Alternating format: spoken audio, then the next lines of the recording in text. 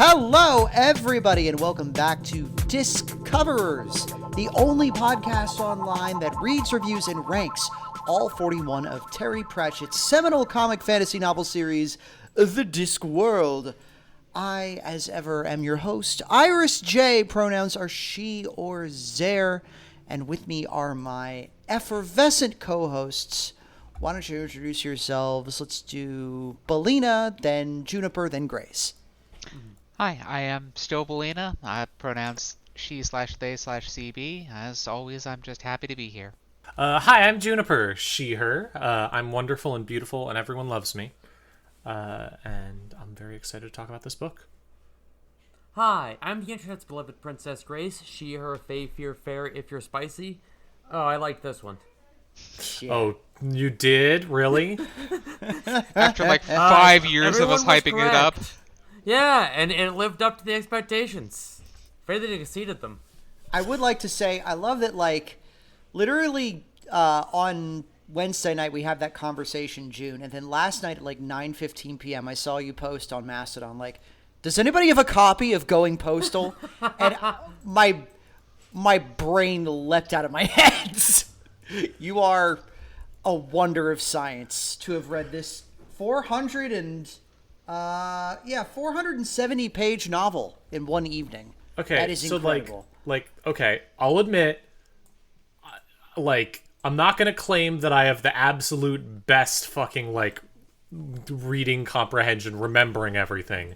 Yeah, I skim a lot and all that, but also I do just read really, really fast. I don't know. Also, it's a really good book. It kind of worked because reading the book feels a bit like experiencing someone else's manic episode. So, Yes. the more I read, the more I was just like, wow, more things are happening. Okay, great. I'll read faster and more things will happen. That was Things going to just be keep my happening in this book. That was going to be my summary of the book. Was just Moist has a manic episode. But I'll leave the summaries to you, Melina, if you'd like to go ahead. Of course. We just had Women's History Month, during which it would have been a womanic episode.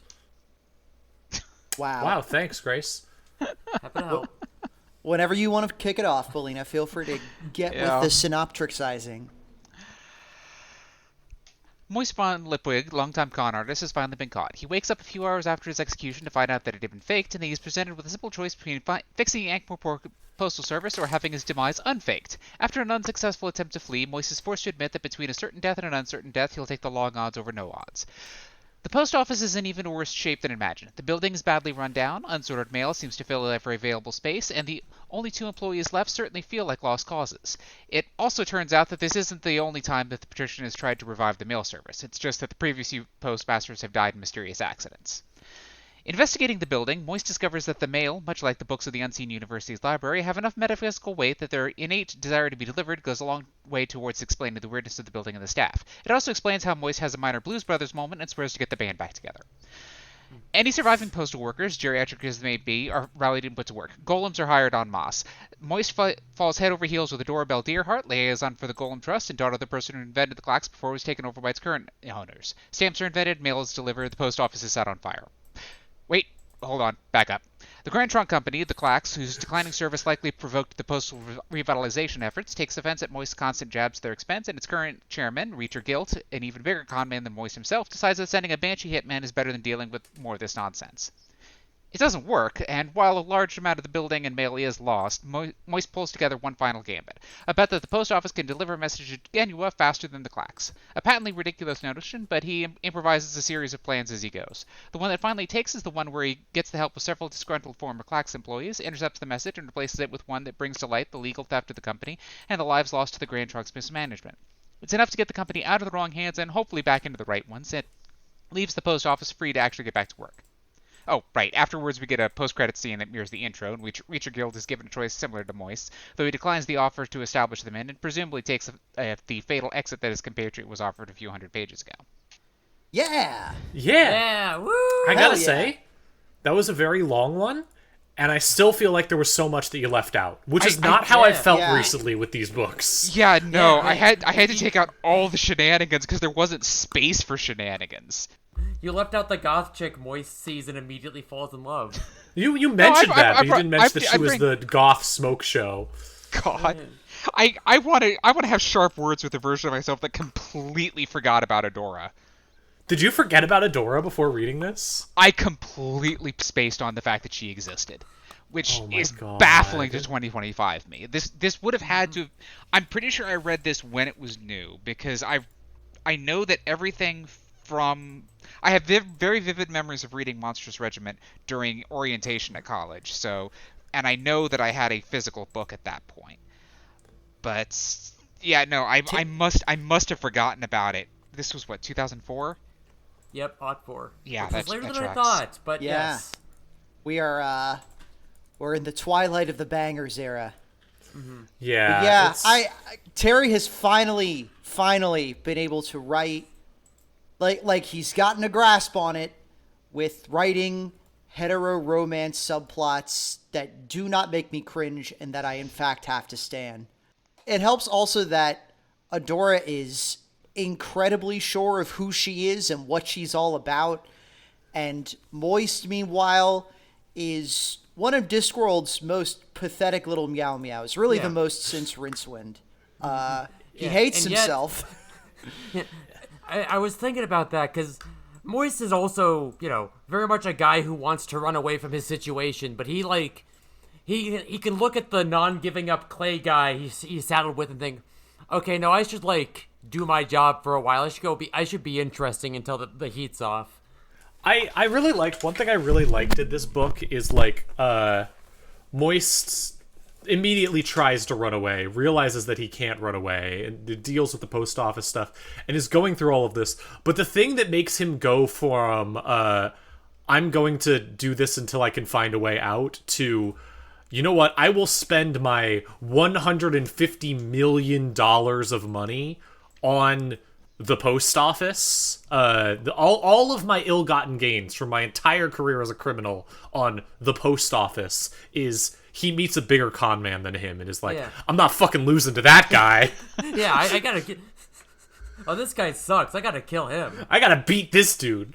Spite is a powerful motivator. It works. Yeah. It's so good. Yeah. It turns out all you had to do to make Rincewind likable is give him any redeeming qualities whatsoever. Go figure. Yeah. Also, the suit helps. The suit does The help. suit helps. I will say that I feel like more so than a lot of the other books we've been reading, Thief of Time, Night Watch, Monstrous Regiment, a lot of the adult books, and also I guess the Tiffany Aching books too, this book feels so much more squarely in the tradition of classic Discworld, like what you remember the old novels of Discworld being like if you haven't read them in a while. But it is Yeah. actually well written. Yeah. It's very charming. It It has- does the whole what if there was an old fantasy thing, but in modern day, but it does Yeah. it well and charmingly. It has the whole these are ideas that the universe has been conking around and they're just happening now. It has a lot of weird little guy side characters and a lot of goofy shit. And then sometimes you end up feeling emotions for all that goofy shit. It's Oh, I teared up several times reading this. yeah. It's it really feels like the culmination of something. It feels like we've been on our way to this point for a long time, and we're finally here, which is really... you could really call this the first real Discworld book. Okay, this is certainly the most modern Discworld book by a long shot. There are definitely several sections where it feels like Terry Pratchett is just leaning out his window and yelling at society. More Oh, so yeah. than, Oh, yeah. more so than usual. I definitely saw, damn, Moist, you're right. We should nationalize our telecommunications infrastructure. For real. By I had the a way- note about that. By the way, by the way, I looked it up. England did do this. They, their British Telecom was part of the post office for a while until they privatized it in the 80s. If you're an English telecom nerd, what was that like? Are you mad about it? I would be mad about it. Email us, or at least email me. I want to know. Email Grace specifically Yeah. Grace at princess.soccer, Which- email me. is something we should talk about real quick. So this book was specifically targeted at Grace in every Correct. way possible. This is the Grace book. Correct. Every part of this, from the general it's a telecommunications hacker book. It's got the hacker tech dudes. It stars a con man who is in love with a weird goth lady who kind of like, this feels so targeted at you. Yeah, honestly, y'all undersold it. Holy shit. It's really, and also like it has, Y'all can Moist. yeah, it shares your just unbridled enthusiasm for cool systems and also people coming together to build useful public services. There are some really like beautiful turns of phrase in this book that are really just kind of about getting wistful over the concept of telecom stuff, about how hard it was for Discworld, and by extension our world, to build a connected communications network, and how fragile it is, and how the people working on it are really committed to it, not just because they're getting paid, but also because the idea of making the world closer together is this spiritual calling. I think it was really sweet. Yeah, it hit the nail on the head. It's like, it's about connecting people. It's about moving the shit to the... I'm tearing up again just talking about it, but like, you know, it's the sacred duty to connect people, to get messages to places, and it's fragile, and it fucking tears my heart out when bastards ruin it for money. It also, like, it really does understand tech stuff in this way of, like, the way he talks about how, like, you can't really beat it because there's a bunch of kids who are going to be obsessed with this anyways. Like... Yeah, and it's, it's now crucial infrastructure. You want to have phones. Yeah. But, like, how do you have them well? It comes up a lot that Terry Pratchett was very active on his own Usenet group, on alt.fan.pratchett. And that's even more obvious here, because there's a lot... This is very much the kind of attitude that one brought to Usenet back in the day. Yeah. And he's having a lot of fun talking about, you know, like, phone freaking and everything about the smoking GNU, or... Yep. However you should pronounce that. Yeah.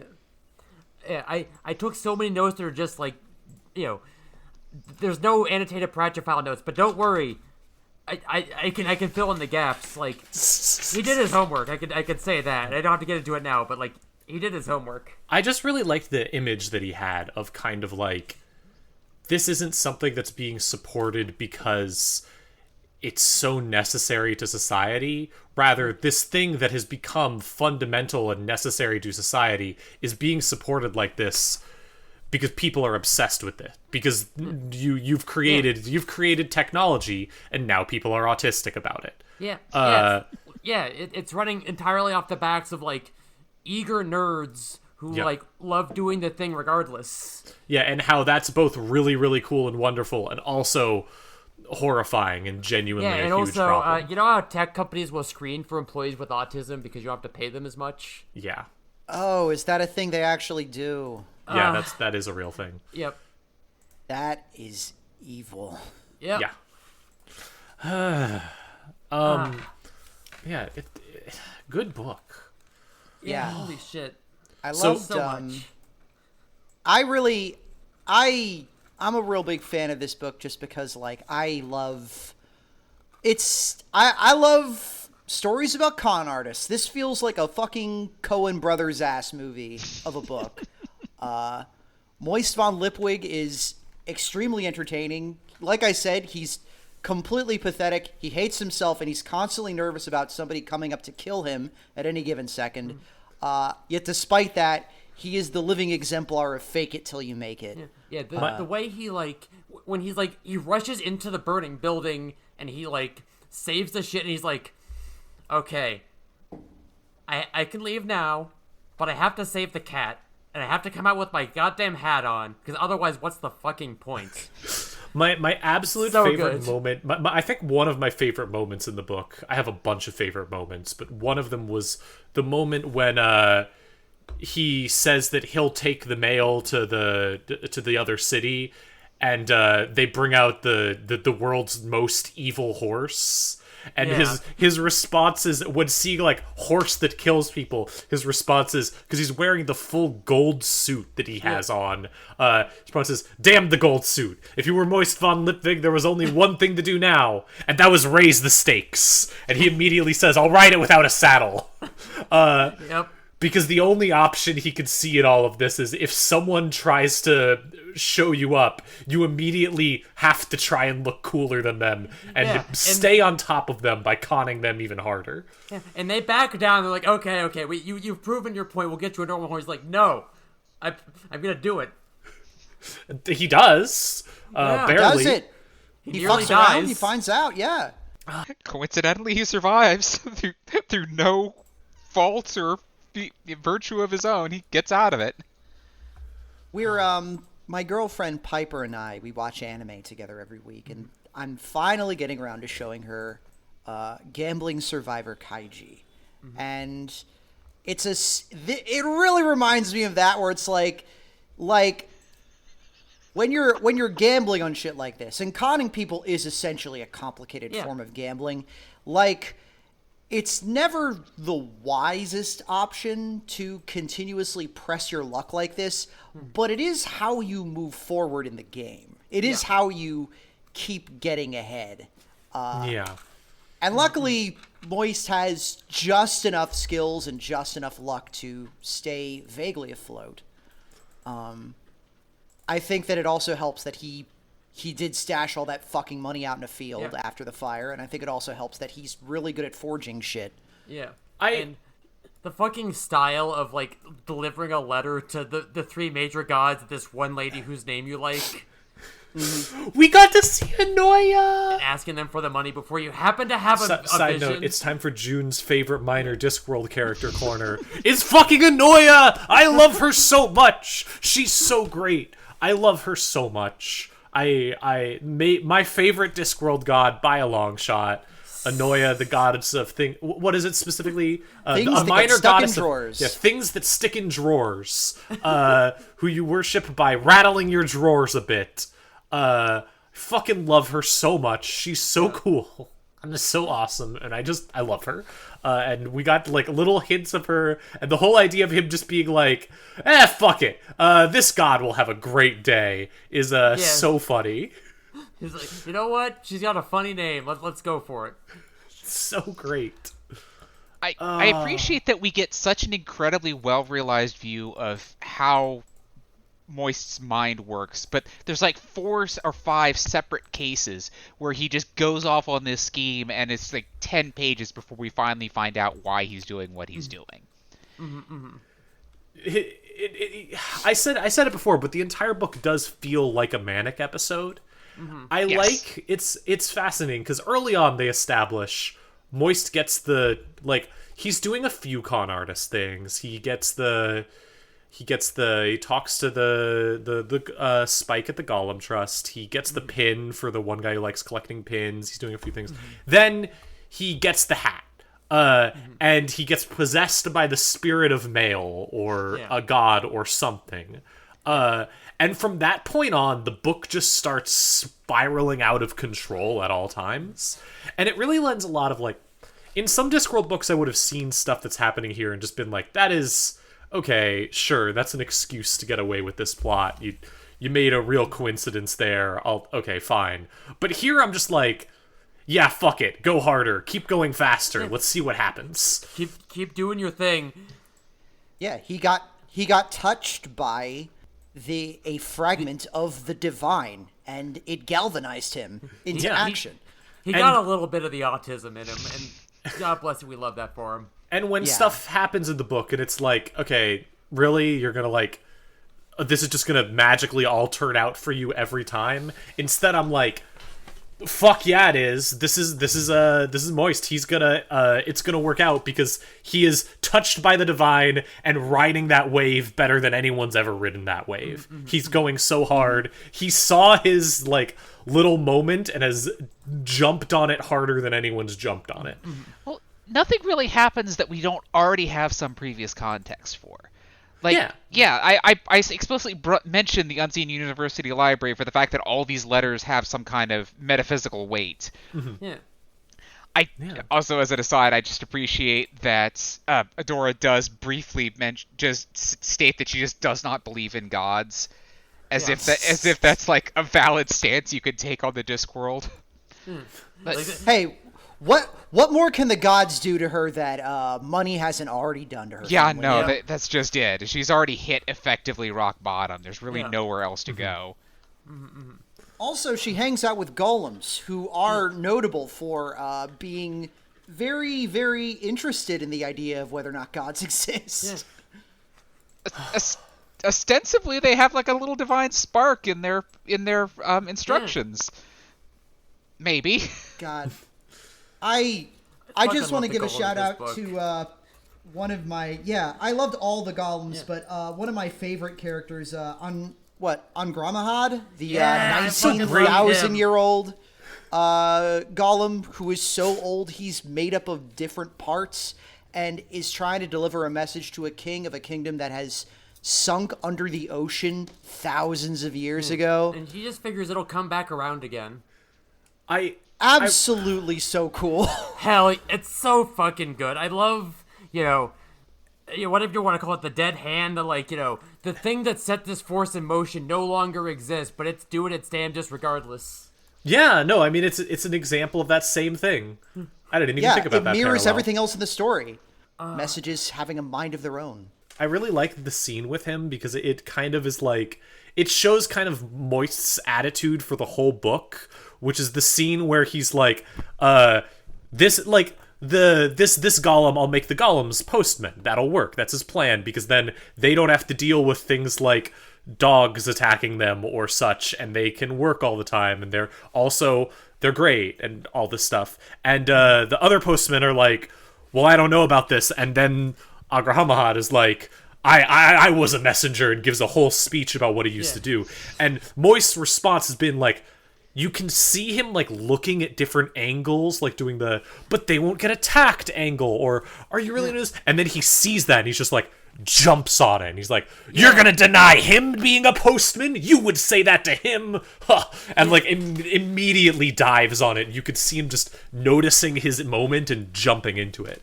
And this book is just full of that. There's all these moments where like something happens that is sheer coincidence or sheer like what a wild thing to happen, divine providence, who cares? But Moist is the perfect guy to see it and go, okay, now is my cue. I gotta jump in and take advantage. He knows exactly where to apply the leverage, and it was so good because where all the old retired postmen come out, like they have their little secret society, and they have to give Moist their initiation. They have a whole little thing going on with they blindfold him. They call him the unfranked man, which is another postal nerdery bit.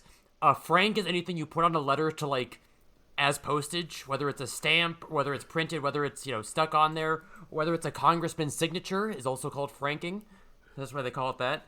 But and then Moist does it, and then he's like, "Oh, okay, you guys won't take the golems, huh?" He sends the golem in, and Golem doesn't fucking care. He just crushes the roller skate. The dog just he just bounced right off. And also, as you said, he's like, look at this guy. He's been postmanning for 3,000 goddamn years. They're gonna say no to him, and they're like, no, this guy's pretty great. Okay, we got it. Yeah. They're all fucking crying. He's he can be postman extra senior or whatever it is. He doesn't have a plan, but he's so good at looking at a situation and going, how can I make this into a plan? How can I turn this into something that works? Yeah. Every situation he walks into, he has no idea how he's going to get out of. But every situation, he's constantly looking for ways to get out of and paying attention to every possible lever he could pull and everything he could do. And just oozing chutzpah, knowing people are just if you can get the people on your side, it's going to help. I was cheering a little bit where he bets the clacks that and get a message to Genua faster. We'll get the Archchancellor, we'll get Rid Cully to pick a message, we'll send it there, and we see Rid Cully, he's well, who do we like? We like the postman, right? We hear the clacks have been kind of assholes. All right, we'll send him a fucking book with a bunch of color pictures. He's the perfect mix of keeping the people on his side always, so when he's doing it, he can then rely on what they're doing to get them back to him. Like, his whole thing with Stanley, the guy who originally collects pins. There's a whole thing about pin collecting, and then Stanley invents stamps and becomes the first insane stamp collector guy. Where he, like, notices this dude is immediately like, okay, you're autistic about this. I'm gonna figure out your hobby, get just enough info that I can pretend I understand it, and then use that to get you on my side. I don't have a reason for this, but it'll come in handy eventually. And he's right. It definitely does come in handy eventually. Yeah. Yeah. Just like Mr. Grote was, where Tolliver Grote starts the book as being this really tragic, sort of pathetic old man figure that is kind of, Moist's first mark, essentially, to get him to, like, cooperate with him. But over the course of the book, it becomes really clear that Grote is really, really crucial to Moist running the place, because Grote knows all the regulations. He has heard the stories of how everything was supposed to be run. He knows the shape of how things should work at a post office, and he really fucking loves the job. And he knows all the other boys on staff. So, like, he's still completely insane, and I would not trust him with my health whatsoever. But he does that fucking One Piece thing where it's like, this character who has the stupidest looking design you've ever seen in your life might actually be based. Yeah. I'll give him this. When we meet Dr. Lon again, remember him? Yeah! Oh, yeah! Dr. Lon! Yeah, Dr. Lon shows up, and he's like, I gotta admit, whatever the hell he's doing with all his, like, gross as hell natural remedies, I guess they work. He's sort of this mix of, like... Fine? It seems a little bit like that one Simpsons scene. Yeah, it's like Mr. Burns with all his diseases or Three Stooges in the door frame. I looked at it more as perfect. the fact because the stuff hasn't killed him, it's because he was already unbelievably durable. He would probably be much healthier if he had gone through, like, normal regimens through all of his life, but he's so supernaturally tough that he just gets through everything. Yeah. Plus, I imagine being a back alley doctor in your younger years means you're a lot more open to the idea of alternative remedies. Yeah. I mean, also, like, Discworld alternative remedies is the alternative of... It has been established that Dr. Lon's place is the only hospital in the city where people go to get better instead of having horrible things happen that don't involve getting better. It's like the Lady Sybil Free Hospital... You might not die, and that's the best odds you can get. Yeah. Which is also true of regular hospitals, come to think of it, but they don't usually phrase it like that. We established it early in, long odds are better than no odds. Yeah. Yep. Like, they've hired an actual doctor. They will come up again in future books. I like that Vimes named the hospital after Sybil. That's cute. Yeah. This book's great. Yeah, it's really good. We get some like good shit going on. For all of you classic Discworld heads, we get a scene in the Mended Drum, and we get quite a generous helping of wizard shenanigans. Yep. Which is very good. Yeah.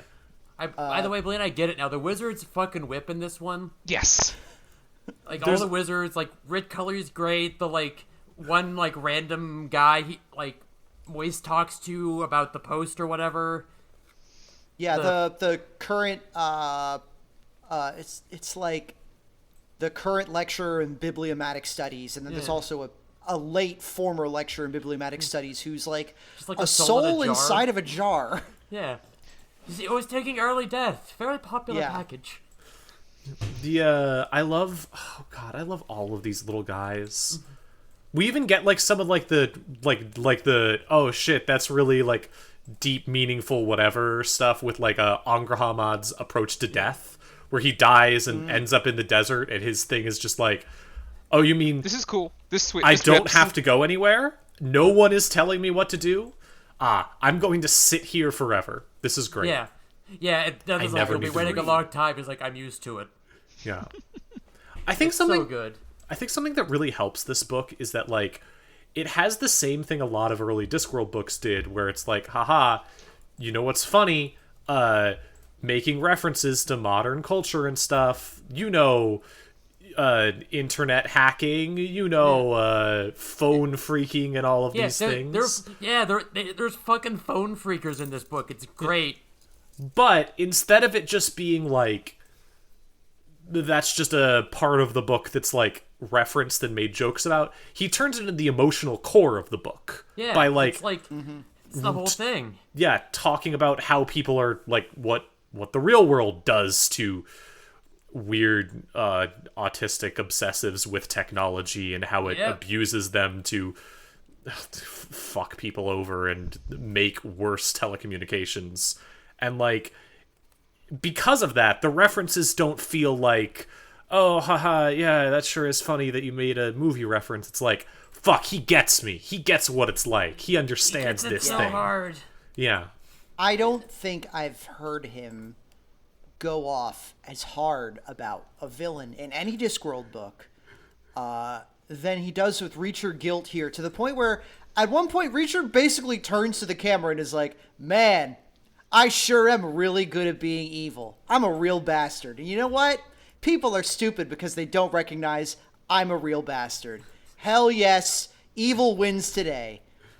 In case people didn't get the idea up until now, he has to like say, like, just a heads up, this dude is a scumbag. Yeah, like they keep describing him as a pirate down to the eye patch and the parrot. Yeah, 12.5%. And not the cool kind of pirate. I do love that, like, Moist sees this and is immediately like, oh, this is a bit you're doing and it's fooling everyone and I hate you for it. It's like, you're looking like a pirate on purpose because you don't want people to realize what a piece of... Like, not don't want people to realize, but, like, the more you play this up, the less likely people are going to realize that you're exactly as evil as the joke is. Yeah. And literally also, like, there's a part in the book that's like, yeah, if... Moist is like, if I had seen you, like, just a few years earlier, I would do anything to be your apprentice. I would lick the floor in front of you just to, like, understand how you do what you do. But now you represent a part of my life that I'm trying to get away from. I love and this so thing. it is. Mm-hmm. Yeah. Yeah. It's really good. It's because, like, early on, Mr. Pump is like, I've done the math and you've killed, 2.37 people just, with all your shits. And then Moist gets a lie that's something like, okay, well, if I've killed two and a third people, like, this guy's killed civilizations. Like, what I do with cards, he does with banks, right? Yeah. Mm-hmm. He's so awful. I appreciate that when he's giving that big monologue about how incredibly evil he is and how insane it is that nobody notices what he's doing, Igor is seriously sitting over there making plans to leave, going, nope, this is it. This is it. I got about 48 hours before all the shit hits the fan. It's so good. The Igor knows when when the mad scientist is too far gone. He's like, I'm gone, and he like stops behind like the one like kitchen lady he likes. He's like, you should go stay with your sister for a while. When your boss starts talking about how good at his own job he is, it's time for you to go. I also need to point out that this does come back around, that one of the big things that Moist does with Spike is he does have to admit, yeah, I'm the reason you lost that bank job. Yeah, and he does that actually in service of getting her trust entirely by saying how horribly untrustworthy he is. Yeah. Yeah. His thing is just, look, I'm a fucking bastard and I rob people and I'm awful, but I'm not that guy and I need you to help me fuck that guy because he's so much worse. Yeah. That guy who fucked your dad and was also just like a terrible guy in general. Which also, like, we're gonna have to kill this guy, Steven. It's also unusual for a Discworld book in that, like, he doesn't like make like a heroic stand or anything. It's literally his turning point is when he decides to become vulnerable and rely on others entirely for help. When he's like out of ideas and he has nowhere else to turn. It's like, okay, well, it's time to fucking face the music, I guess. And that's how we get introduced to the homies on the roof, the fucking crackers, who are... The smoking canoe. the Smoking New, Mad Al, Sane Alex, and Undecided Adrian, who were, despite not being in the book very long, 3 of my favorite characters. Yeah, they're great fucking guys. Like, you really just did sneak a Hackers 1995 into this. Yeah. Their only crime was curiosity. I don't know if this is a fucking GNU Project reference, the free software thing. It could be. No, I Like, think they it's were very much a thing by 2004. I legit feel like it could be, yes. It absolutely was, yes. And it's great because even today, like, when people talk about Terry Pratchett, like his legacy and shit, you'll still see not just like people, but like major news outlets in places like post GNU Terry Pratchett. Yeah. That is literally a bit from his own book, which Yeah, I feel like is like the coolest shit. Yeah, people configure their web servers to send out with every message. For anyone who doesn't so know, cool. In this book they talk about the lines when they're sending the clacks back and forth like a telegram. There's messages that are just there to convey system Overhead, messages, metadata, overhead, metadata metadata about the system. And they embed metadata along with the name of people who died along the clacks into the system, endlessly going back and forth, because a man's not dead while his name's still spoken. So they'll keep him alive forever by sending him back and forth forever. It's so and good. yeah, it's really good. And also people literally do that with Terry Pratchett. His name is used in this way. You can find GNU Terry Pratchett all over the internet in weird places you wouldn't expect it. And that's why everyone posts GNU Terry Pratchett whenever people talk about him dying too soon, because of that. It's so good. It's so, you send them home by clacks. They live on in the wires like they'd want to. Yeah. Yeah. It's a good book. It's so good. I'm crying again. It was a little bit hard to read right now because we're kind of watching the country pull itself apart in the pursuit of just a couple of weird evil guys trying to make a couple more dollars off a scam and never getting in trouble for it in any way. I did want to talk about that, unfortunately, if you'll permit me to enter politics zone for a sec. Yeah. Yeah. So, like, the ending of the book, it is a bit abrupt, as Terry's books are wont to be. And, spoiler, I mean, I don't have to say spoilers after things. This is a book discussion podcast. Yeah, you already read Everything it, is spoilers. I assume. Either you've already read it, or if you're listening and you haven't read it, you've already made up your mind that you don't care about spoilers. So, whatever. So, like, Moist basically, instead of going with the Smoking News plan to send a destructive virus that causes the towers to shake apart, A killer poke in the real world. There are a lot of machines where if you you do something wrong in the software, it will damage the hardware. yeah, Thank you for knowing that that's a real thing and telling us about it, Grace.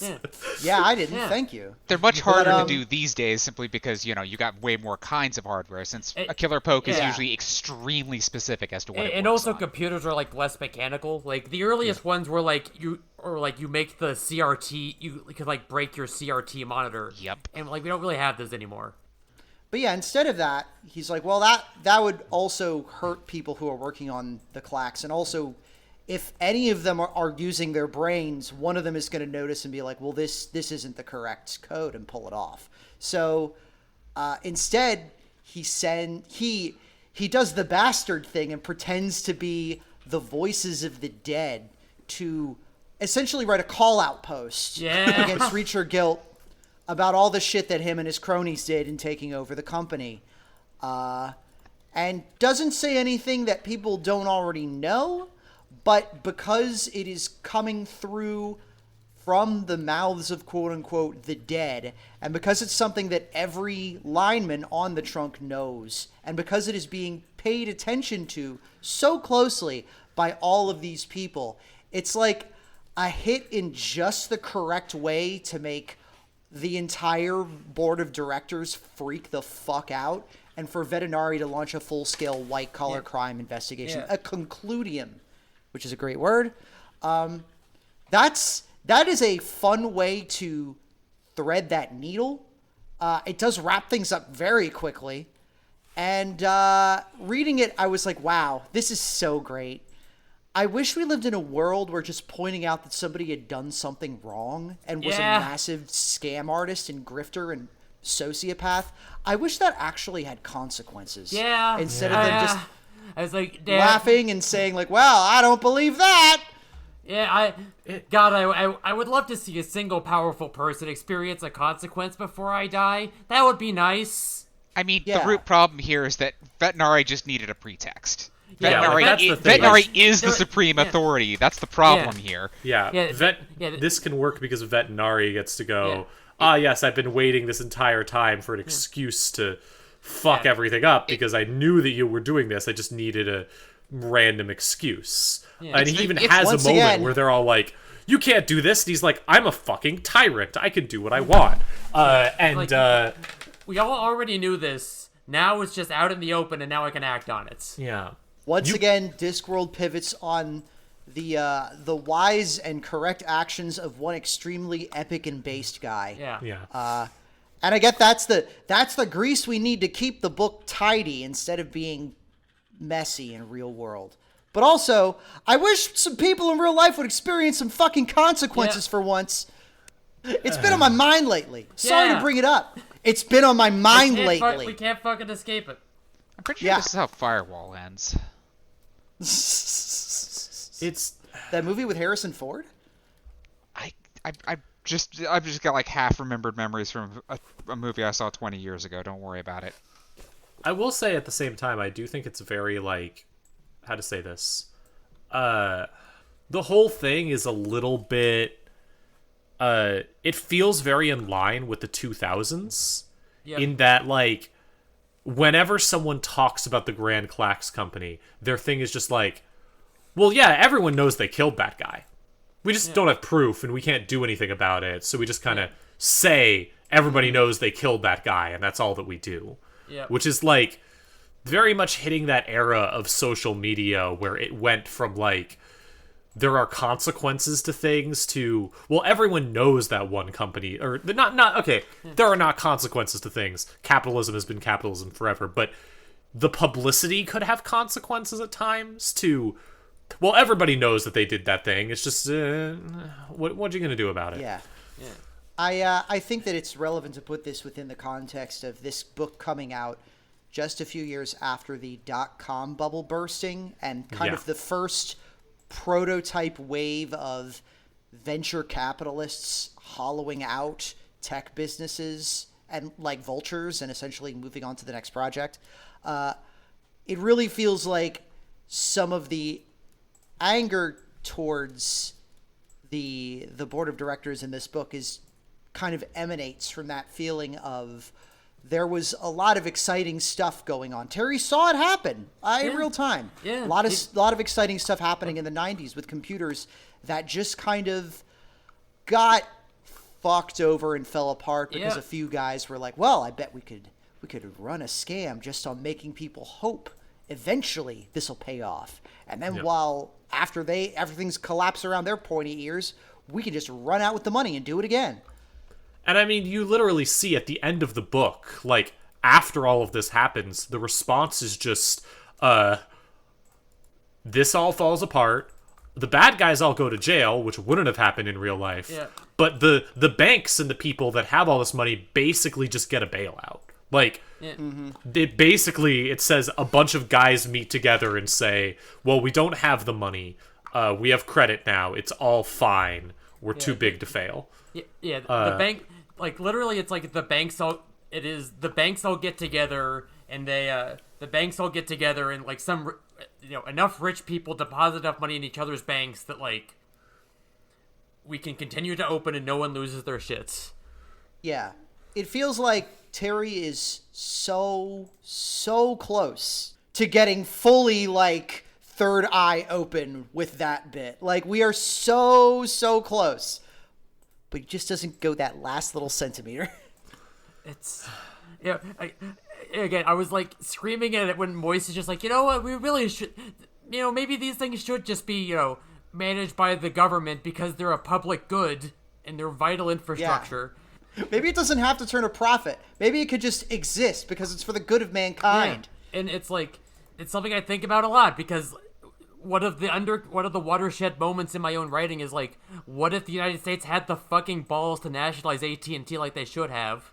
Yeah. And like, Yeah. and that's why I'm like, they actually did that in England.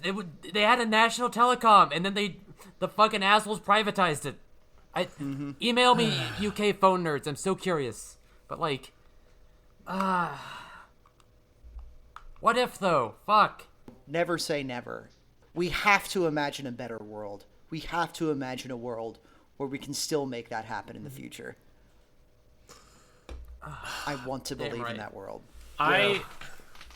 Internet USA, also fuck, one world, internet planet, also phones. Yeah. Very succinct political statement there, Iris.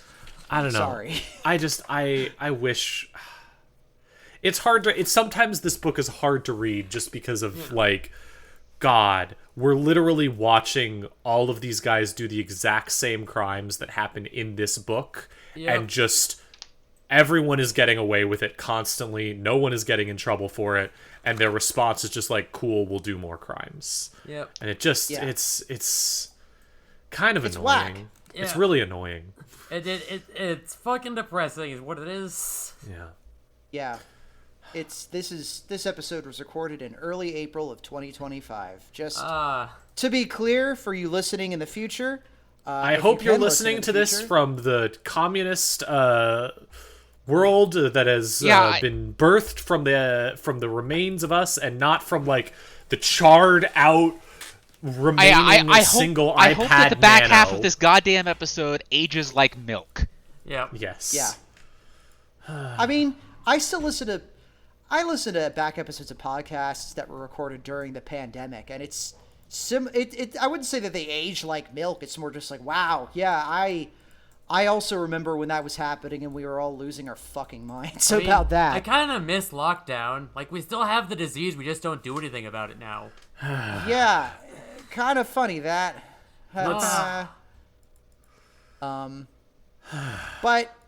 no, that's why we have fantasy, because it helps us imagine better worlds. Yeah. I learned that from the game Metaphor Ray Fantasio. Don't play that though. The ending pissed me off. Art really No, does you learned let it us from travel Hogfather. Shut up. That's Yeah. true. I did learn it from Hogfather. The thing is, art really does let us travel anywhere. I learned that from the video game Burger Time, because it's not usually Wow. Burger Time, but in Burger Time, it's always Burger Time. That is so true, Bestie. I mean, to be very sincere, instead of Burger Time, these books genuinely did make me imagine a better world. I'm not really. I try not to be all oh, books have to mean something and all that. Art can be dumb, whatever. It's complicated, but it does mean something sometimes. And these books were instrumental in me looking at the world and going, wait, things could be better. We could create a better world than the one we have. Here's a guy trying to do it. Here's a world where they are trying to do it. Yeah. And got me right in the fucking autism. It's so good. Speaking of autism, what'd you think of the stamps? I fucking loved it. I loved when as you posted about Jude would Moist realize he's literally printing money. Yeah. Veterinary, so funny. and he's like, and then Veterinary comes in and is like, I understand you're printing promissory notes, and he's like, I guess I am, yeah. And I was like, oh yeah, well, we do get making money in a few books, don't we? Yeah. You literally hear the dollar signs pop up in his so eyes funny. when he puts the 2 and 2 together. Yeah, he realizes that he's printing his own money. He's just like, oh, we are, huh? Ha ha ha. And he has to sit down quietly because he's so fucking horny about it. And he does try multiple times to get people to take stamps instead of money, and it works about half the time. Yeah. Yeah, he even prints some nice big rectangular green dollar bills. They'll be worth $1. They'll send your mail all the way to wherever. God. I really wanted to look up if anyone ever made actual stamps that are authorized by a postal service of a country that are flavored. I was really curious about the cabbage flavored stamps. Has it happened? Did you find anything? I am. So you can get. They made scratch and stiff ones. Oh my! Yeah, they made scratch and stiff. No, Belgium did it. They made chocolate postage stamps. Holy shit! Sense. That was in 2013, though. So like, Figured it out. that's bizarre. France did baguette-scented stamps, which is hilarious. There are also coffee-flavored ones that are... Or no, that's just... those just have illustrations of coffee on them by the United States Postal Service. But the USPS did sell scratch and stiff popsicle stamps. Like, at what point did they wild. stop requiring you to lick stamps, though? Because I feel like that was was more than a decade ago. Yeah, because now they're just self-adhesive. Yeah, I remember it being in my lifetime. I remember Yeah, no, licking it was stamps absolutely when within I our was a lifetime, child. but I would Yeah. guess like 2010, 2015, just as a I would say ballpark. I was gonna say probably like 2002. You know, I have this webpage open. When did self-adhesive stamps start? When were they born? November 15th, 1974 was the first experimental one. Yeah, but they exploded for a while. You know, you couldn't trust them. Yeah. It's more of when did they become the norm? Because I definitely know that there was a period where you would get one or the other, and the self-adhesive ones were slightly more expensive. Yeah, 1995 to 2004 was a gradual rollout thing. Okay. That's wild, huh? It's later than you We're think. learning all sorts of things today. We're learning a lot about stamps. Stamps really are a wonderful window into the worlds of history and geography. Thanks, Stanley. Yeah, Stanley's great. He's great. I love the like invention of stamps slowly becomes the like, oh no wait, you've created like not just stamps, but you've created like a new thing of collecting. The whole build up with him being super into pins and then it being like stamp collecting is already a thing. Yeah, it's like, but pins are just better than stamps, aren't they? Fuck, damn it. Guess I have to collect these now. God, I also appreciate the fact that the pins are important to the invention of stamps, just because the invention of microperforation. Yep. Yeah. Like That whole bit. perforation mentioned. Not a thread wasted in this book. And the thing is, like, tightly. I think that this is, and I sort of said this already, but I think that's the thing that really like I liked about this book, or one of many things I liked about this book, is that with some books when there's not a thread wasted, it feels like, okay, Pratchett, you're really trying to tie everything in here. Okay, all right. But here, when it's not a thread wasted, you're like, yeah, Moist is staying on top of all of this. Yeah. He is constantly making sure he knows this at all times. Like, yes, not a thread wasted, because he will not let a thread be wasted, and he is always ready to jump on those anytime he sees one. And that's great. I love that. I also... I really love Moist's entire... How to say this? His thing at the end, when he's talking about... he almost decides to run away and all of this. But the reason that he decides to stick around is he basically is pulling a con on himself. Yeah. He's like, I could quit being a good person any day. I could go back to being a terrible asshole. I'm still in it for the game. Like, I'm not a good person. I'm actually terrible and I hate myself.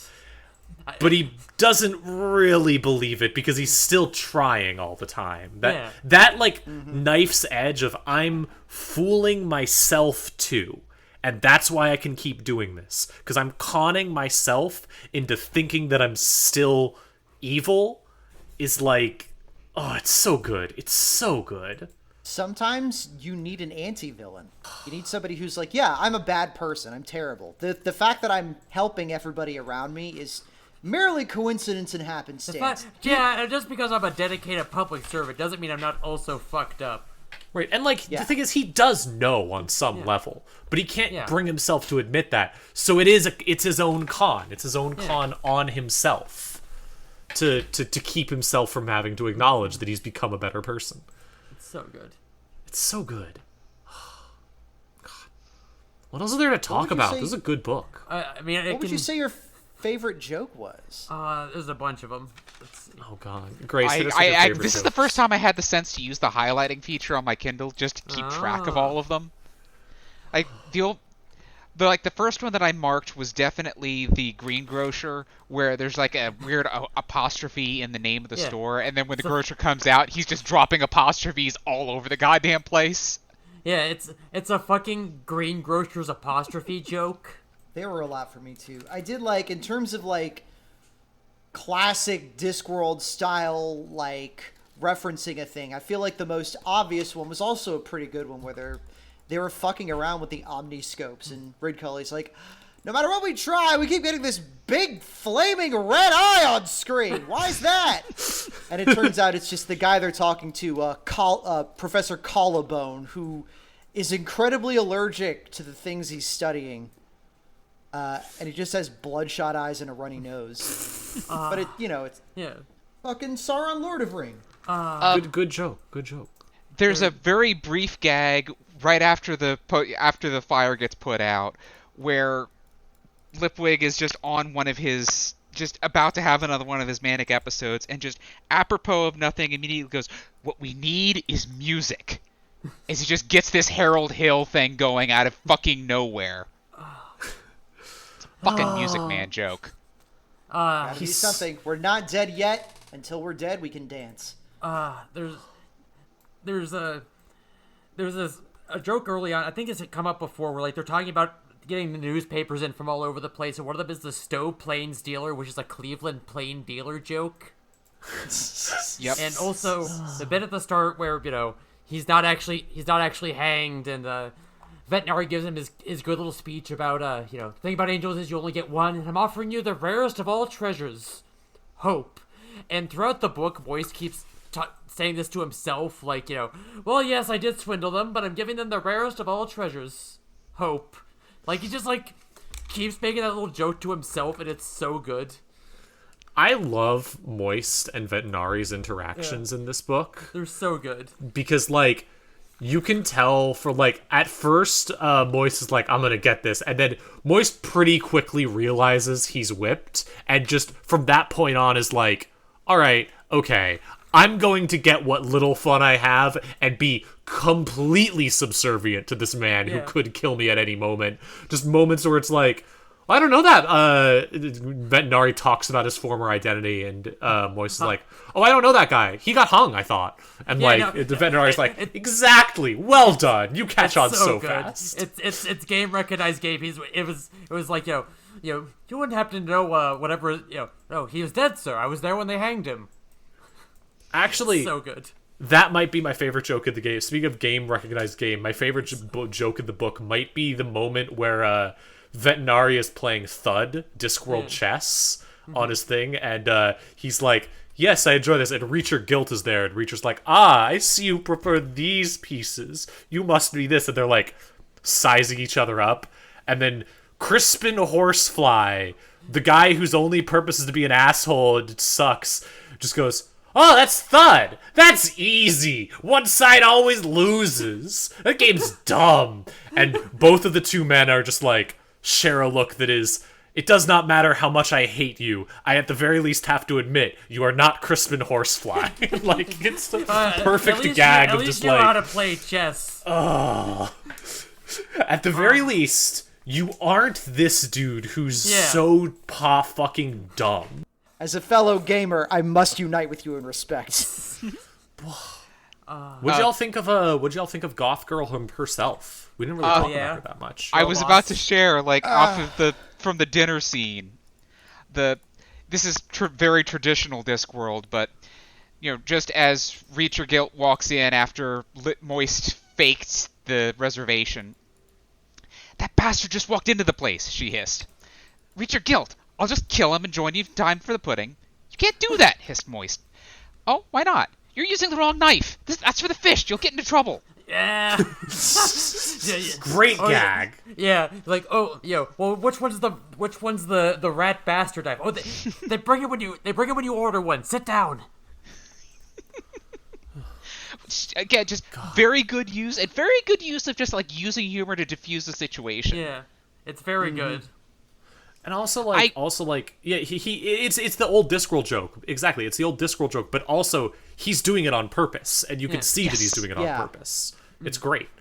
I was honestly unsure if Grace was going to get more gender from Spike or from Moist. Both good, but I feel like I do have to kid Moist a little bit more. If only because, like, I know too many goth girls. Like, it would be a stiffer competition. But, yeah, like, no one else is trying to claim Moist von Lipwig. Perfectly fair. Well, I do know one Moist. Yeah. He's a less common kin type, and therefore I have to stand, Yes. you know? Yeah, you know, you always take the rarer version when it's available. I get it. Yeah. You don't want your kin onion to just look like everybody else. Exactly. You know. That's why I watch so much weird bad anime. Yeah. Yeah. Yeah, adorability heart, quote unquote. First off, Spike is a very cute pet name for somebody. Yeah. Second off, I really appreciate that she is basically like a heat-seeking missile whenever it comes to like talking about the clacks or whatever. Like, if this whole story hadn't happened, she would still probably have found a way to get revenge somehow, and it wouldn't have been as tidy as this. It would have she been probably murder. still would have done it. Yeah. Like, I think she absolutely would have just, mentioned to one of the golems, like, if you happen to kill this guy.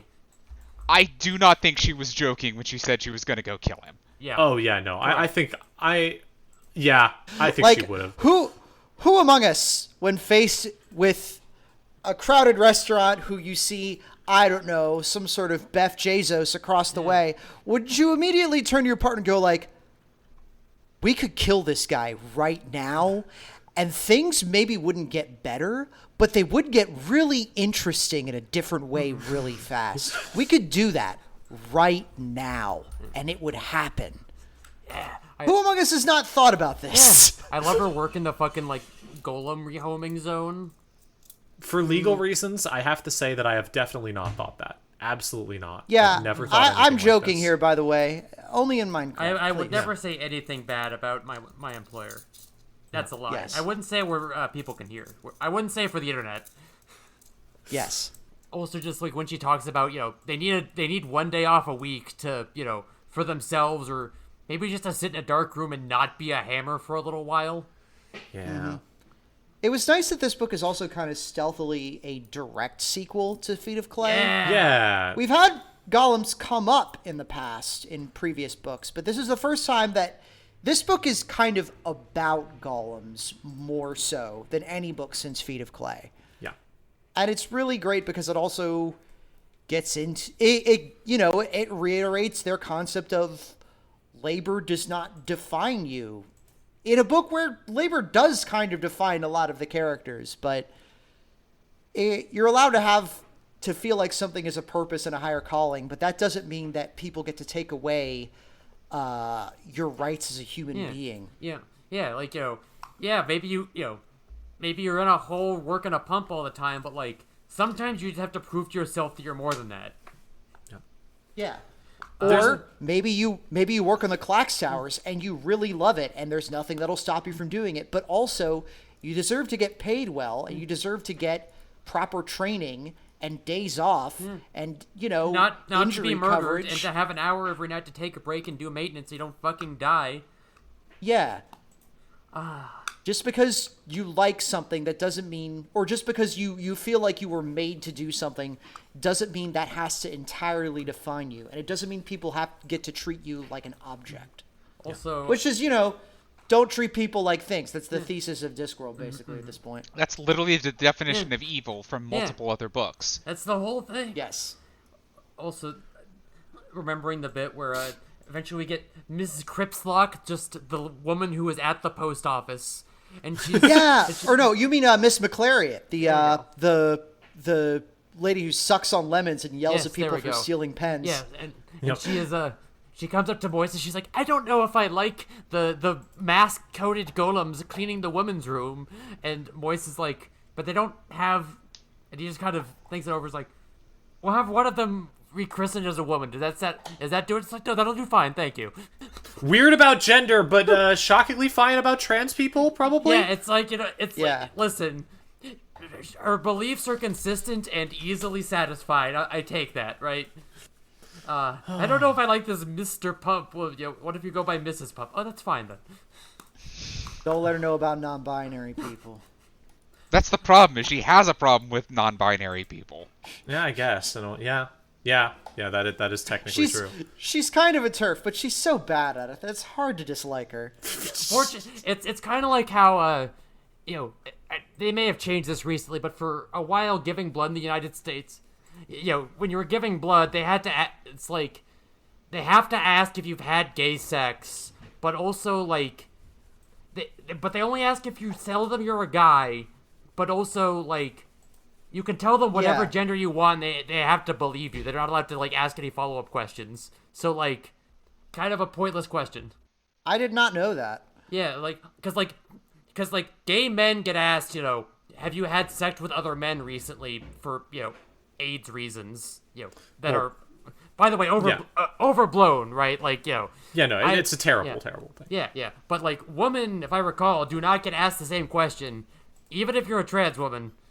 And even if you are, you're a guy, you're running around having sex with men, but like you say, like, no, I could be a woman for the next hour or so. Hey, whatever works. Yeah. Whatever works. I can't give blood anyways because I was born in England during the mad cow scare, so this is all a foreign country to me. But yeah. I think the cow should be IMO. I think they did too, but unfortunately the disease did not agree. Understandable. Root of it. Glad cow disease is where we get that ice cream brand from. Ben and Jerry's? Yes. Blue Bunny? Happy cow, goddammit. Good humor?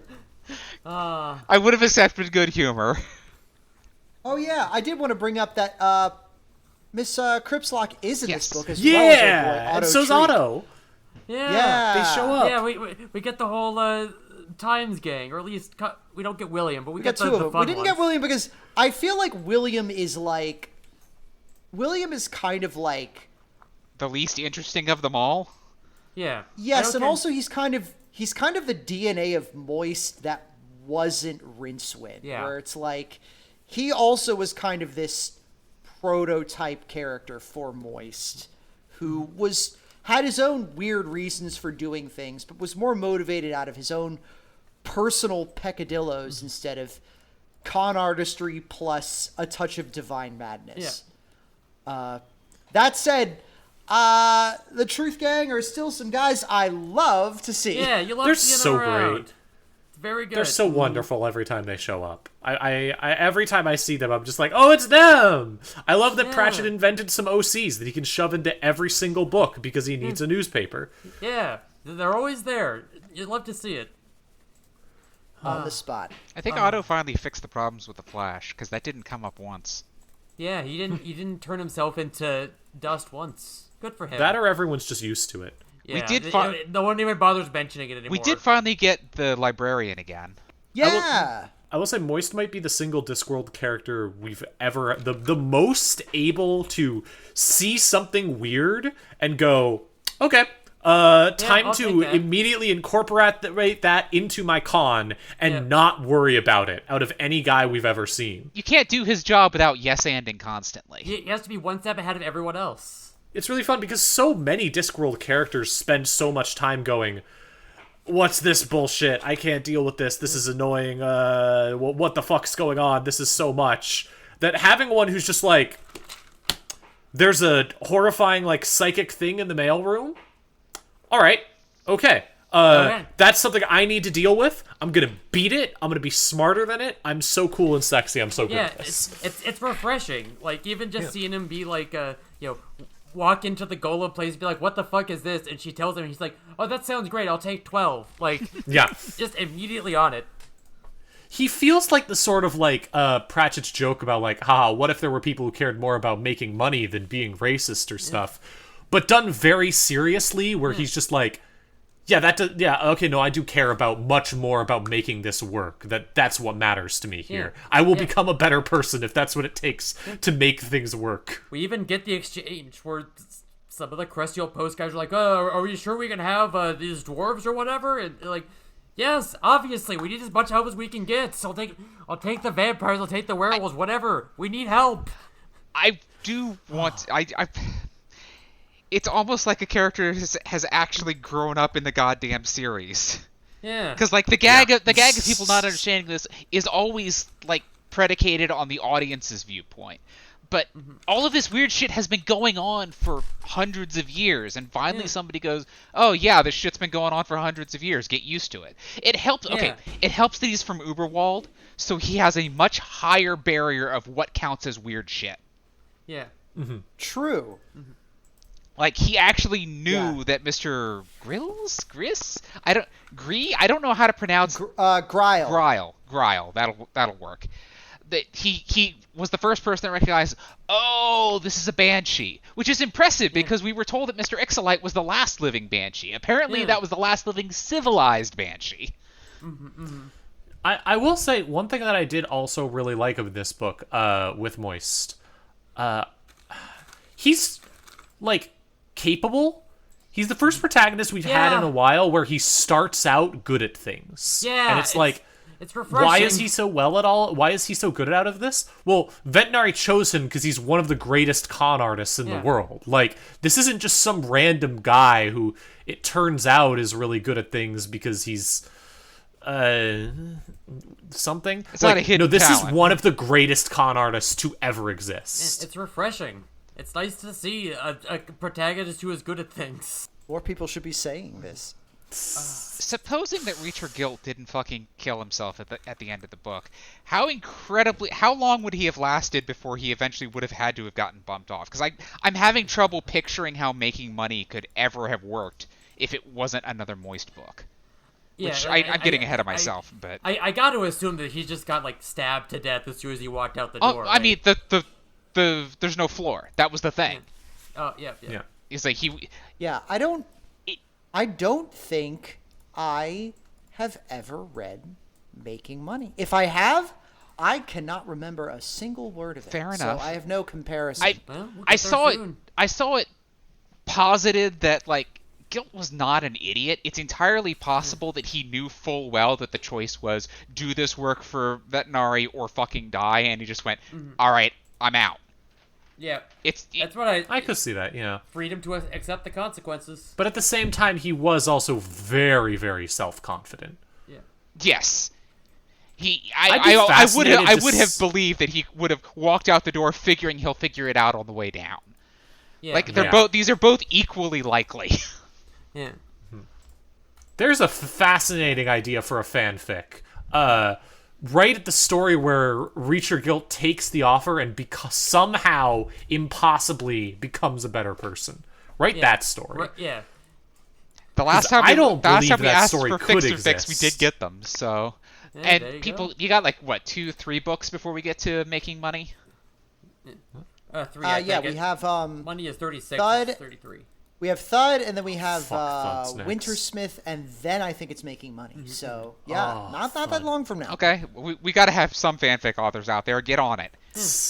Here's your challenge. Take the least likable, most miserable Discworld character who is explicitly like a scam CEO, the worst kind of guy, and give him a weird redemption arc where he runs a bank. Yeah. That sounds impossible. Good luck. I mean, it sounds impossible, but we just read a story just like it. Yeah, that's fair. Yeah. Good book. Before we leave, should I have my Stanley moment and talk about all the phone shit he dropped in Yes. there? Please. Please do. It's time please do. It's time for the Grace corner where Grace gets to go off about this. We've already been having that. I'm excited. Let's see. The people working the class are called linesmen, like the people who do maintenance on phone lines. This isn't a phone thing, but I thought it was very funny because he mentions like getting a horse booted, which is like an obvious reference to in the real world they put the Denver boot on your car around the wheel, but also Denver horse boot love wins. Also, yeah, like come on. I was gonna write like, oh man, we got a pinhead over here, but then the book made that joke for me.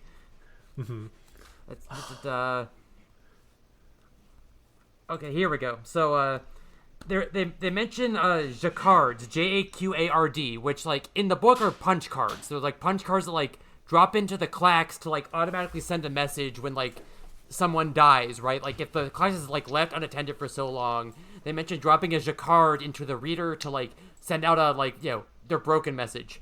And in the book, it's a lowercase j. In the real world, jacquard, capital J, because it's named after some French guy. Jacquard looms were like looms, and they were like one of the first programmable machines in a way. They were looms. You would put a stack of punch cards in them and would use that to like weave pictures into like a tapestry. Wow. And as the story goes, that is what inspired Charles Babbage to use punch cards in his analytical engine. The first was arguably the first computer that was arguably programmed by one Ada Lovelace. Hey, look at that. Hey! In the clacks overheads are G codes. They call them G codes. That takes reference from Q codes from the telegraph and later amateur radio, where you would send messages over the line starting with Q. They're like little 3-letter codes, like and you can look this up on Wikipedia. But like QTH is like as a question is where are you? As a response, it's I am at. There's ones for like asking how much it costs, for please reduce power, please send again, and so on. So there you go there. Like the fact that we have the crackers and the freakers, and they pretty much they don't say freakers, but they literally are phone freakers. It's right down to the fact that they set up, you can set up a tiny tower and it just looks like one that's far away, and you can use that at night to send free clacks is like a perfect parallel to using your Captain Crunch whistle to fool the phone system into giving you free long distance. Because it's a long distance message.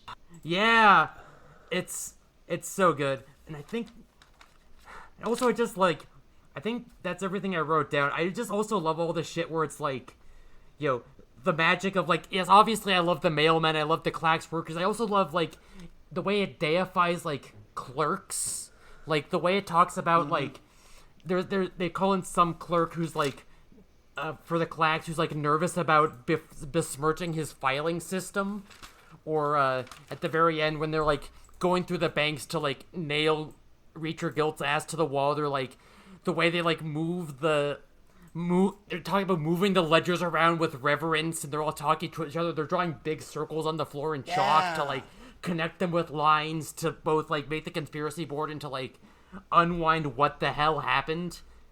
That was cool. And just I would literally, I bet most people would say, wow, that sounds like a root canal. I would read a Discworld book that was just like white collar investigation like this. It's so good. It's like just like we're going through the numbers and we're gonna nail his ass to the wall with math. It's so good. There's a bit in here about the new pie that I didn't quite.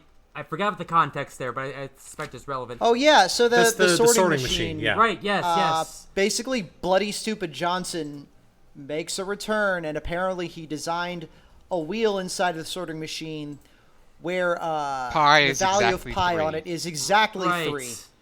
So it's a little fucked up dimensionally, and that's how it can sort things. And that's why the post office went under. Yeah, and it grabs messages from like alternate timelines and shit. And I remember that. They might also be like a fucking Indiana Pie Bill joke, come to think of it.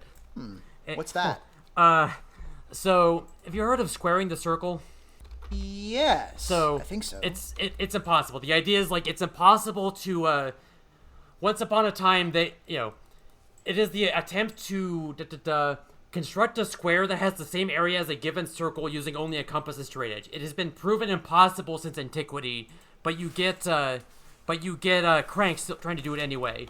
This guy, Edwin Goodwin, apparently was like, I've squared the circle. You just need a different value of pi than anyone else would use. So long as pi is exactly 3.2, you can square the circle. And so he went to I made all the numbers add up, so long as the numbers don't actually add up. Yeah. It's great. And so in 1897, he went to the state of Indiana and said, hey, if you accept my theorem into law, you could use it for free. And they're like, hey, free theorem. And as the story goes, they were about to vote on it with some mathematician. C.A. Waldo from Purdue just happened to be there and explained, hey, this is silly, don't do this. And God, I wish that happened again today.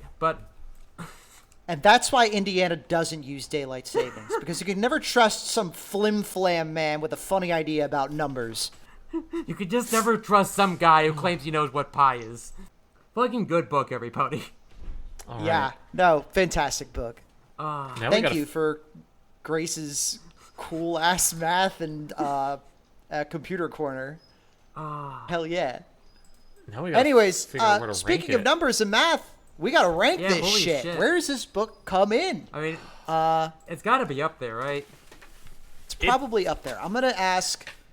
So, would we say it is better or worse than its previous immediate precedent? Monstrous Its Regiment. progenitor? No, that was. I was that gonna was, say the truth. Yeah, the one that I pulled here is slightly out of date, but that was way below Yeah. where we're going to be putting Hold this on. anyways. Yeah, let me show you the latest one. Here we go. Yeah, Hatful of Sky was down at There number we go, there 13. we And go. I assume it's better than Hatful of Yeah. Sky. Yeah. So, do you think it's better or worse than The Truth? I think it's better than the truth. I really love The Okay. Truth. The Truth still has my favorite threesome in the Discworld and all Correct. that, but like this is better than The Truth. It's more readable, it's more fun, and it's I think it comes to a better point at the end. Yeah, this is better than The Truth. As weird as it sounds, this one would actually be a really good intro book as Yeah. late as it is. Yeah. Because it does not actually require any other previous knowledge. No, and you get a lot of the stuff that is fun about Discworld in it. You get a little bit of the Watch. You get a little bit of the Wizards. You just get little slices. It is- and you it- get a kind of a bird's eye view of the whole city of Ankh-Morpork. It is funny how Moist spends the whole book going like, no, I can't involve the Watch. They're just kind of like look. They're just gonna look at it and say nothing wrong here and dust off. Even though we know that the Watch may actually help.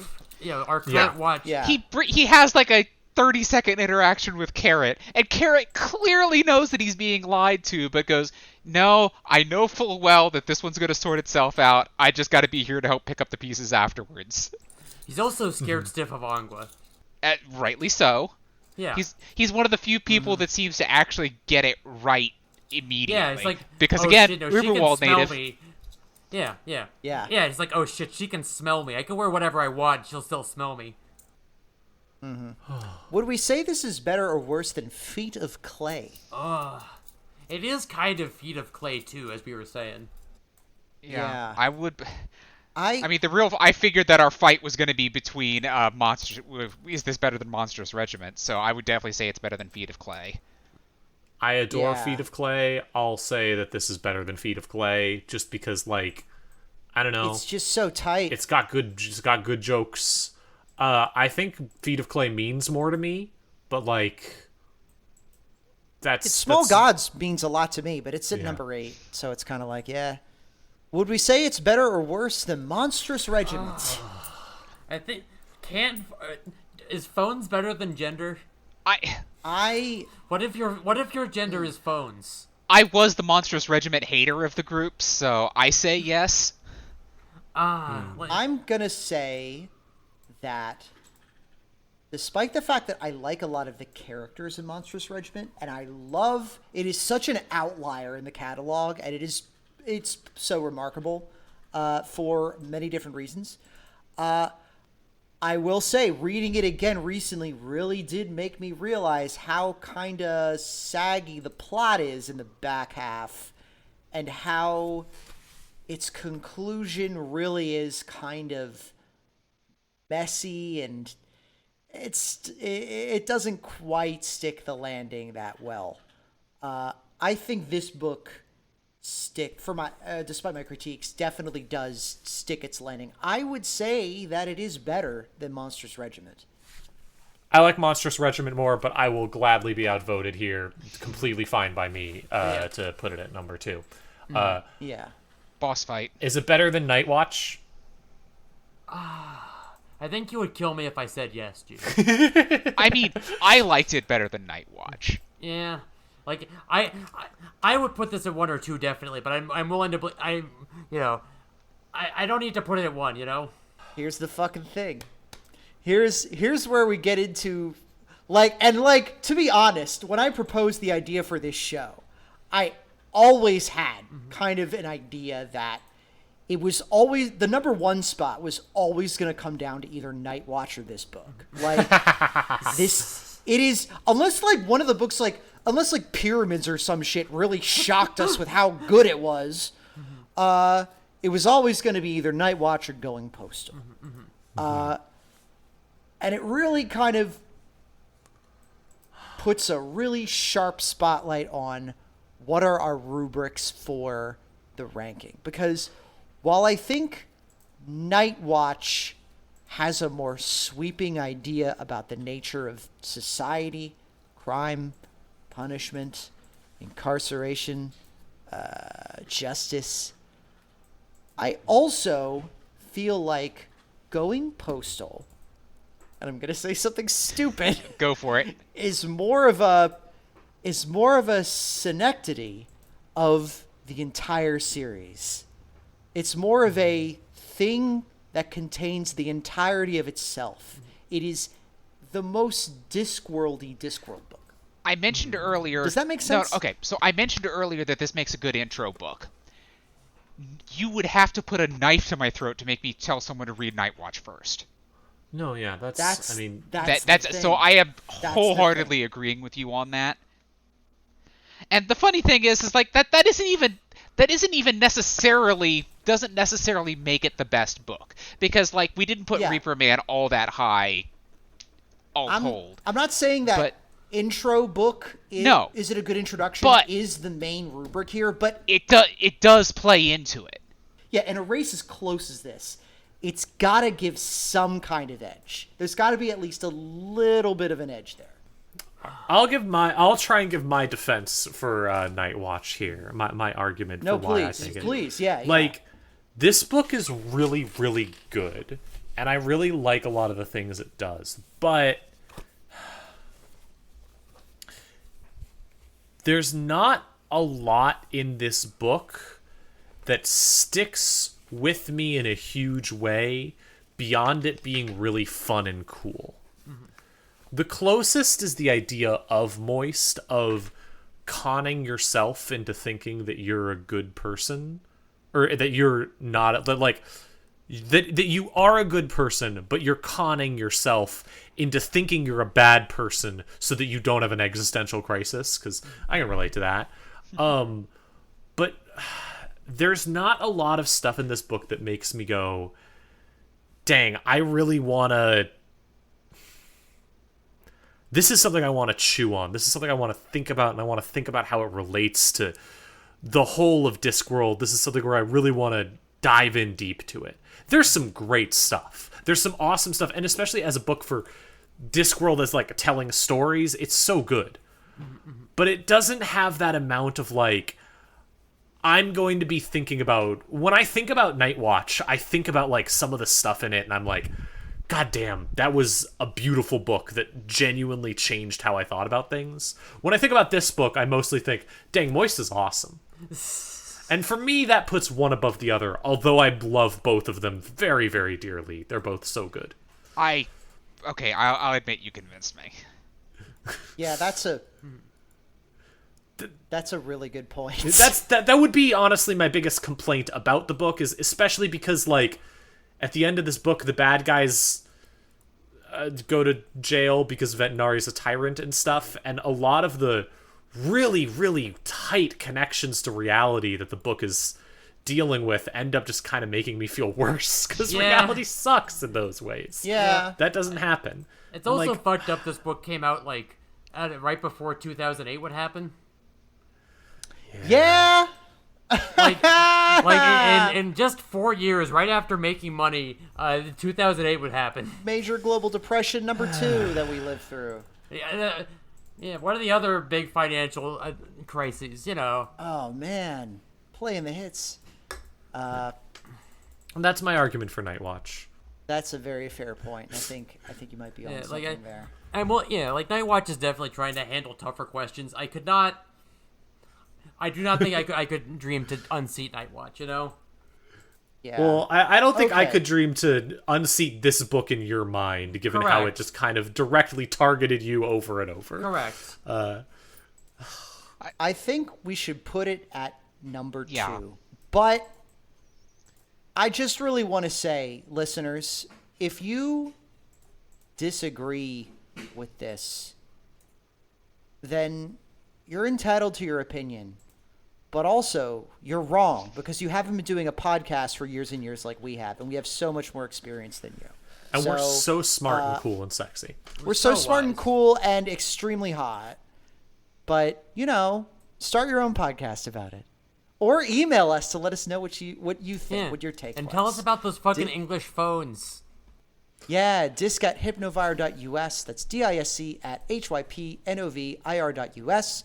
We actually got a piece of fan mail that I can read on here. Oh, fun. On the email. This email comes from Logan. Hello, podcast people. I will try to keep this brief, so here goes. I have loved your podcast and listened since I found it years ago, maybe around Small Gods, but probably before that. I've tried to get friends into it, but they bounce off the old weirdness in Mort, Guards, and Men-at-Arms. It has been very enjoyable to hear y'all talk about these books that in lieu of that. And even nicer hearing the valid criticisms of some of the weird and bad things Terry wrote, some of which I knew about, some of which I did not. The episode you did on Night Watch was long awaited and exceeded expectations and really helped me realize where I picked up some of my younger leftist ideas, even when I was too young to put them into words confidently.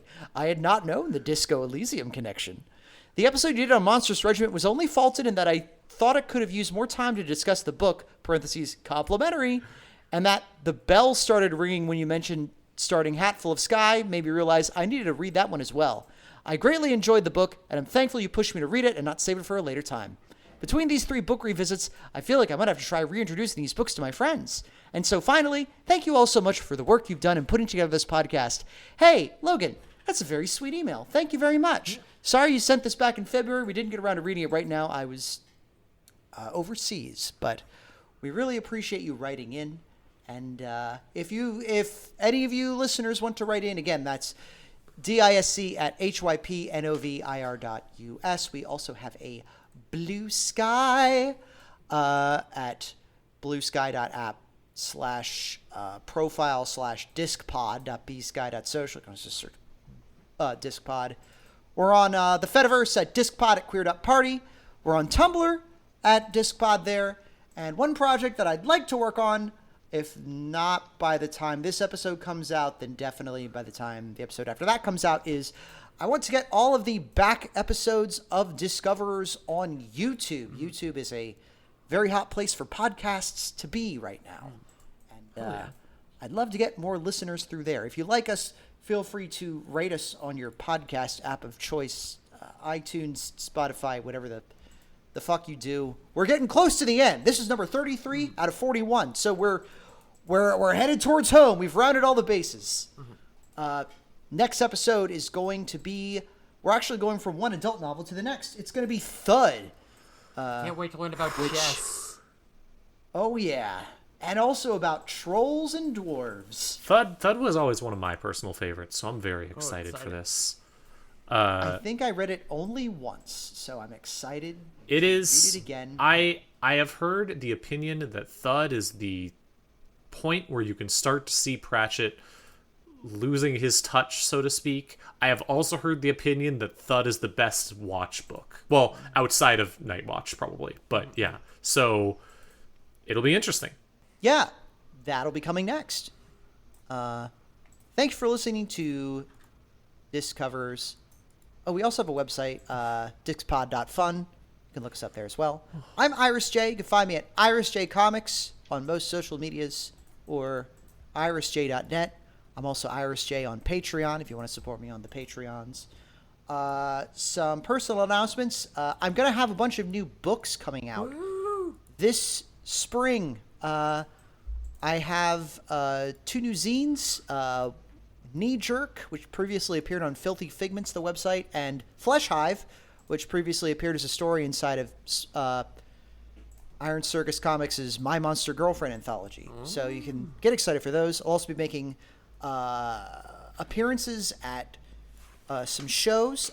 My stuff will be for sale at the Seattle Erotic Arts Festival in May, which is very exciting. We'll have some artwork on sale and some comics on sale. I will be at the Toronto Comic Arts Festival on June 7th and 8th in Toronto, Ontario, Canada. So if you're Canadian and you don't want to pay for international shipping, definitely swing by. And I'm going to be at Anthrocon in July in Pittsburgh, Pennsylvania. My first ever furry convention I went to in 2008. I'm finally coming back. I'm finally returning home. Very excited for that. So we're moving and shaking this spring and summer. I may be in your neck of the woods, so keep an eye out. Hey, listeners, if you see Iris, will you tell them I said hi? I'll know what it means. Yes. As for my non-Discworld thing I'll recommend, I'd like to recommend the new Baths album, Gut. It's probably the best songwriting of Will Wiesenfeld's career so far. It's beautiful electro-acoustic sort of music with equal parts introspection, angst, and incredible gay horniness. Love wins. I really like it. Give it a listen. Who wants to go next? Hi, I'm still Belina. I'm still most easily found in the show notes, and I'm not going to plug anything this time. Aww. Nothing cool. I haven't had anything I want to recommend in the last month. It sucks. Aw. Any anime? Aw. You watch any weird anime or stuff? Any womananime? Womananime. Whoa. Oh, it was Women's History Month. Did you know April is Jazz Appreciation Month? Oh, that's true. I was thinking it was the month of women's present because all women are gifts. No, don't. That is true as well. Don't worry about it. I cede the floor this time. Oh, okay. Okay. Well, you know what? I'll recommend something that I recommended to Belina, which is I recommend the anime Symphogear, which is really fucking fun and goofy, weird, magical girl stuff. And if you like watching girls be really over the top and have explosions, but also sing songs, and you wish that a magical girl show had more giant explosions, that's the show for you. And then my actual thing. Hi, I'm Juniper. I already said that. I'm so tired.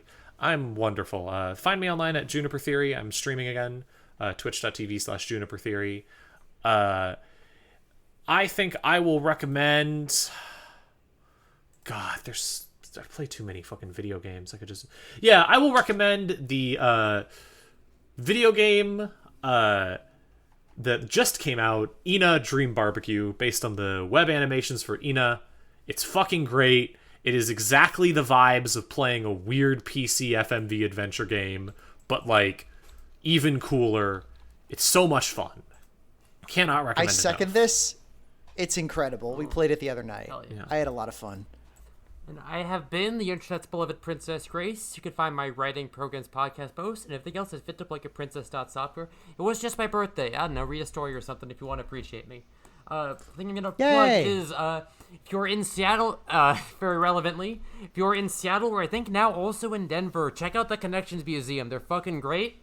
If you're anywhere else, the YouTuber Cathode Ray Dude, who does some good work, just put out a video called 5 Phone Stories about, the legal and regulatory environment of the phone system in the early internet age, and that was bouncing around my head while reading this. Perfect timing. So if you want to watch 90 minutes of phone law minutia, great news. Hey, I mean, if you just finished reading this book and you're like, wow, I really could use a chaser for that. That actually sounds perfect. Yeah. It got me thinking about, again, the United States would do literally everything but nationalize AT&T. Rather than go to therapy. Once again, UK phone nerds, email me. Yes, we could use therapy and nationalized phone lines. I think it would. Things. It wouldn't fix me, but it would help. It would do something. It'd make things different. Mm-hmm. Anyways, thanks for listening, folks. Thanks for coming. Truly, Moist did go postal. Till next time, keep on disking. Follow your dreams, everybody. Have a good night. Bye. Later. Oh shit! Also, they put a fucking Clax girl named Princess in there. How did I forget that? All right, there. Now I can stop it.